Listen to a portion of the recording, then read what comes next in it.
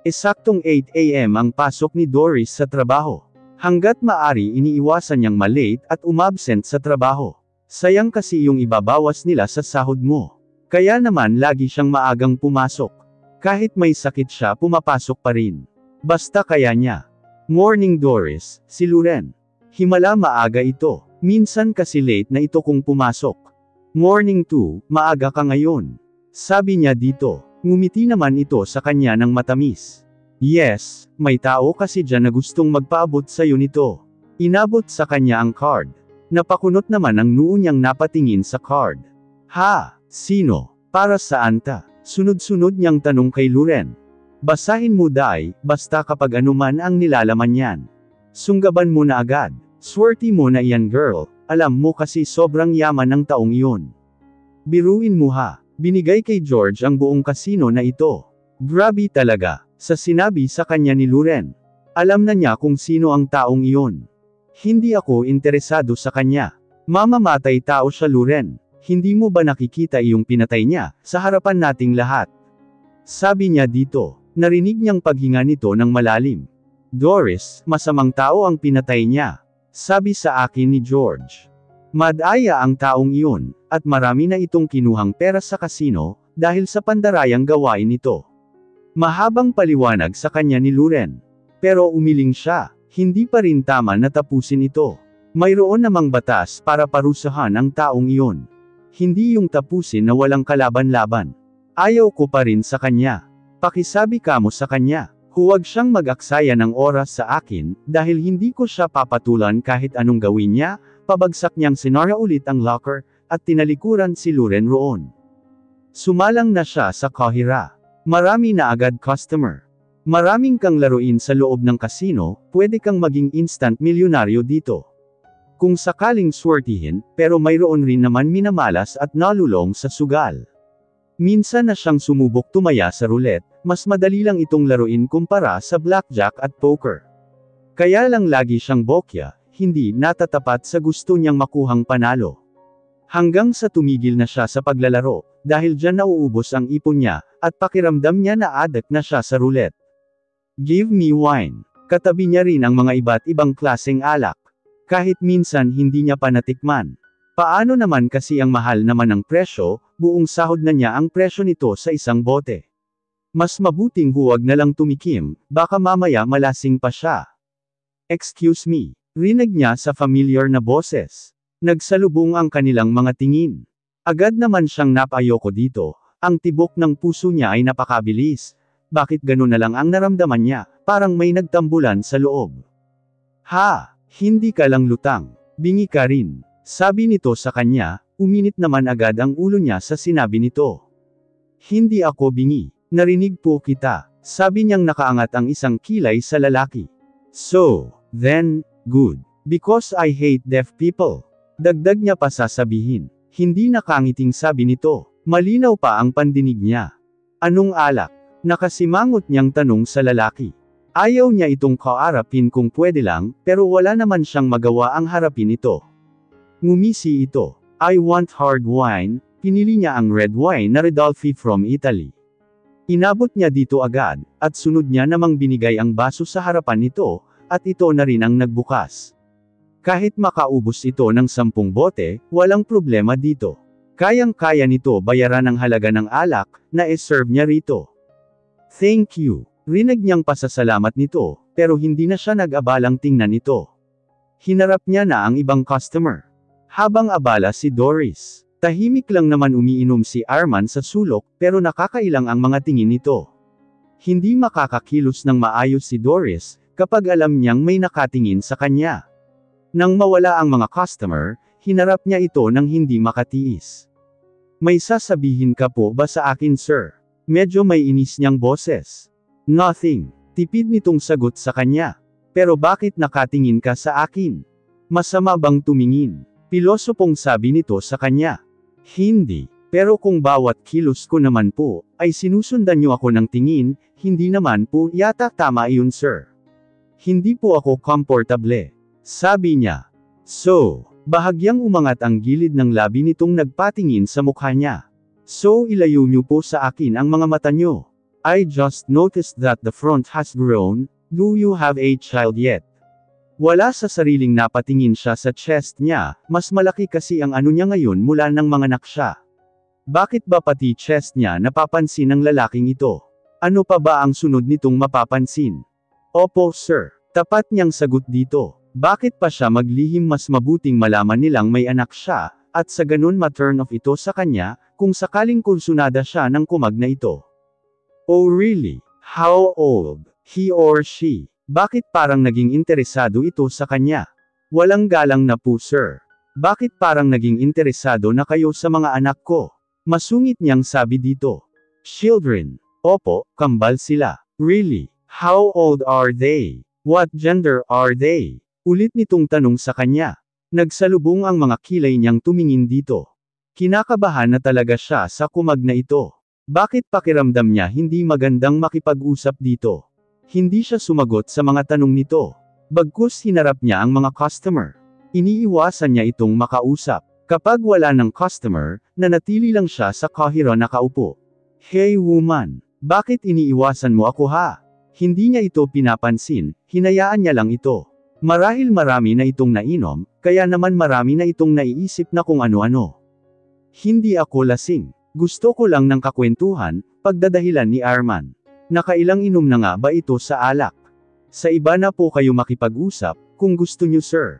May trabaho po ako, sabi niya. Fine, pero maari ko ba malaman kung nasaan sila ngayon? Pangungulit nito sa kanya. Sino? Kunwaring sabi niya, mga anak mo. Ngising sabi nito sa kanya. Bakit? Takang tanong niya dito. Nothing. Just want to know. Sambit niya. I'm sorry sir, masyado na po personal ang mga tanong niyo po sa akin. Hindi tayo ganun magkakilala, para ikwento ko sa iyo ang talambuhay ko. Wika niya dito. Nagkibot balikat lang ito, at muling uminom ng alak na sa harapan nito. Gusto lang kita makilala, sagot ni Arman matapos inumin ang isang shot. Sinabi ko na po sa iyo may anak akong dalawa, at kung maari sana tigilan niyo na ako. Patuloy niyang pagtataboy sa lalaki.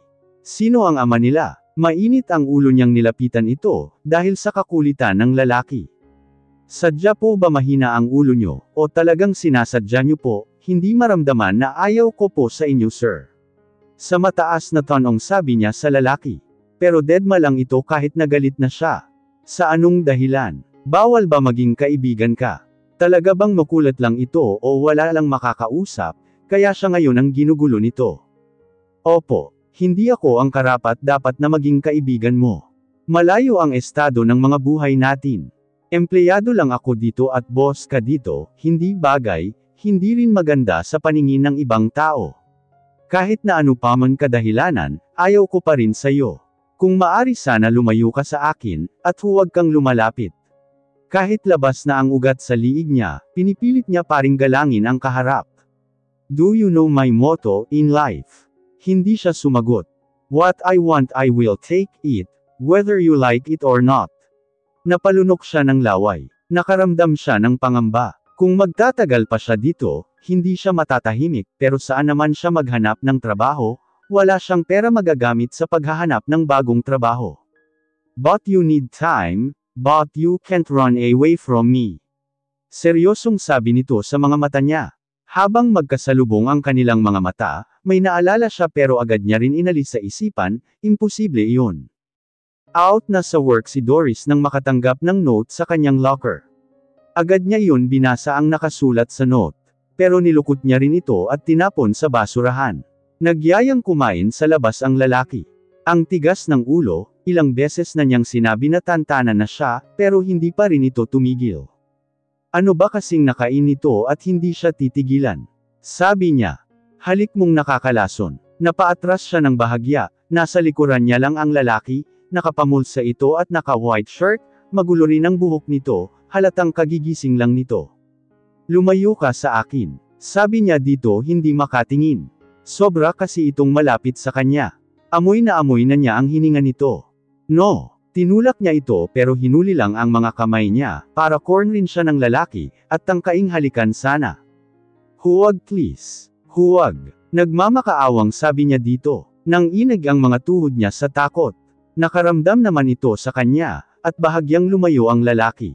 Sorry, gusto lang kitang maging kaibigan. Pero iniiwasan mo ako, bakit? Bakit sa ibang lalaki nakipagkaibigan ka at nakipagkwentuhan, Doris? Pagdating sa akin tudo iwas ka. Lahat na lang binigay ko sa'yo pinapabalik mo. Bakit? Tinatanong pa ba iyon? Gusto mo malaman? Tumungo ito agad sa kanya. Yes. Okay, humugot muna siya ng malalim na hininga, bago magsalita. Una, mabaho ang hininga mo. Nangunot ang noo nito na patingin sa kanya, at inaamoy ang sariling bibig. Pangalawa, ayaw ko sa lalaking makulit o kinukulit ako. Pangatlo, ayaw ko papasukin ka sa buhay ko. Matapos niyang magsalita, nagmadali siyang umalis para makalayo sa lalaki. Pero pinigilan siya nito. Wait, hindi mabaho ang hininga ko, woman. Pangalawa, you're lucky because no matter how much you push me away, you never left my mind. Then, pangatlo, it's okay if ayaw mo sa akin. Pero Doris, kung kailangan mo ng tulong ko, willing akong tumulong, pero once lumapit ka sa akin, you can't escape from me anymore. Aniya, hinding-hindi mangyayaring lalapit siya sa lalaking ito. Kahit ito pa ang natitirang tao sa buong mundo. Hinarap niya ito at ngumiti ng tipid. Hindi ako lalapit sa'yo kahit kailan. Maski natutuwa ko po sir. Kung hindi ka na magpapakita sa akin kahit kailan. Sabi niya sa lalaki bago ito tinalikuran. Napakapit si Doris sa rehas na bakal. Nang inag ang mga tuhod niya sa kaba. Yabang niya, himutok niya. Kahit kailan hindi siya lalapit sa lalaking iyon. Anong akala niya sa akin siya nga? Nang makalabas ng building, kaagad siyang pumara ng jeep, gusto na niyang magpahinga. Habang sakay siya sa jeep, nakakita siya ng mga kabataang may sinisinghot na rugby. Naalala niya ang mga kapatid sina Joel at Boboy. Kaedad lang ng mga ito. Sana hindi sila gagawa ng mga bagay na ikakasira ng mga buhay nila. Sana nga. Pagdating sa bahay, nagpalit siya agad ng damit, matapos makapahilamos at maghugas ng katawan. Mamaya na siya kakain paggising, pero bago siya matulog binukas niya muna ang cellphone.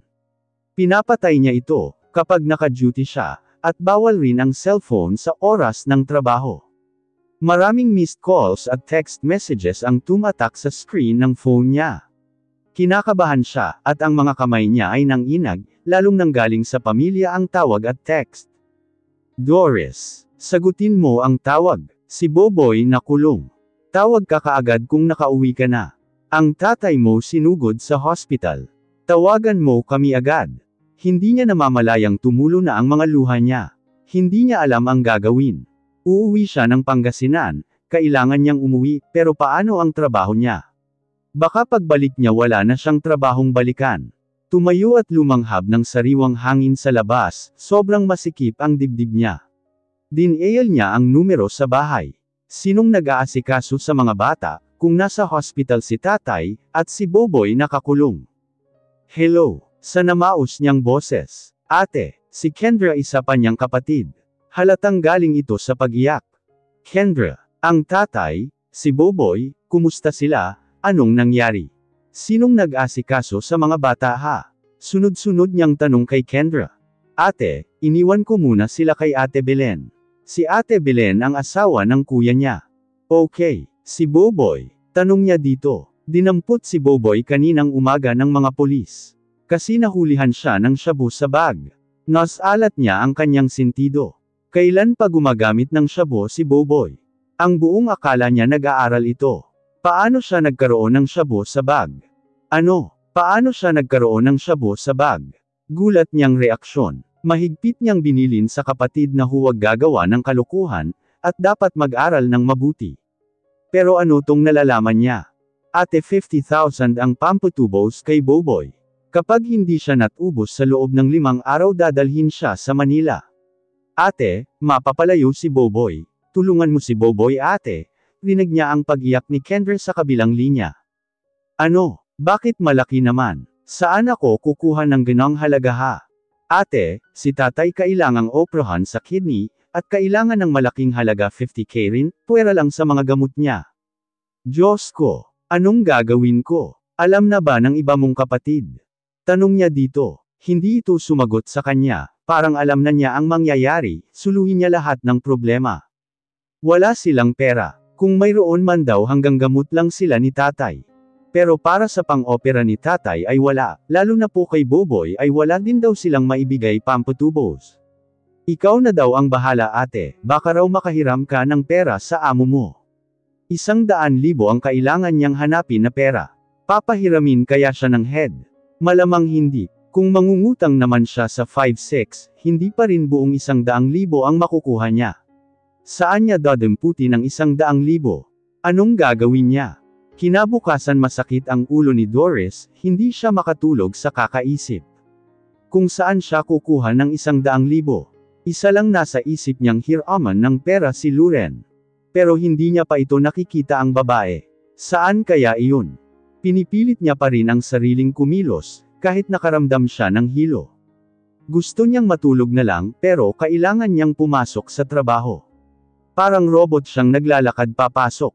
Nasalubong niya naman sa hallway ang lalaki. Kasama ang ibang mga kalalakihan na parihong naka-tuxedo, pero gray ang sa kanya, at blue naman ang necktie na gamit nito na bumagay naman.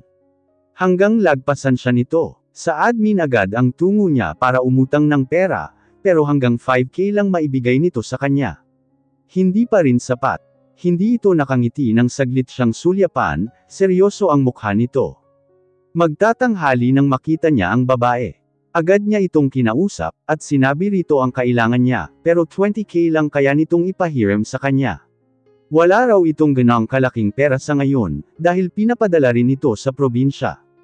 Naintindihan niya naman iyon, lalo pa breadwinner rin ito gaya niya. Bakit hindi mo subukang lumapit kay Arman? Tutulungan ka nun sa problema mo. Rinig niyang sabi nito. Matapos nang sinabi ko sa kanya kahapon, parang wala na akong mukhang mahiharap pa Loren.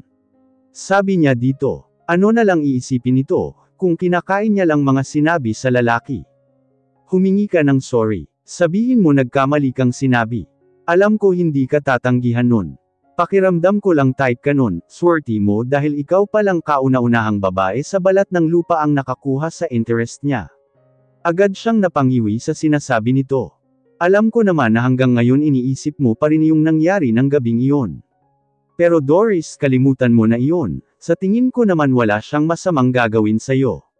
Hindi siya sumagot. Naramdaman niya na lang ang kamay nitong tumapik sa isang balikat niya. Pag-isipan mong mabuti. Bago mahuli ang lahat, kumunot ang noo niyang napatingin dito. Ha! Balita ko babalik na siya ng Italy bukas. Hindi siya nagkaimik sa sinabi ni Loren.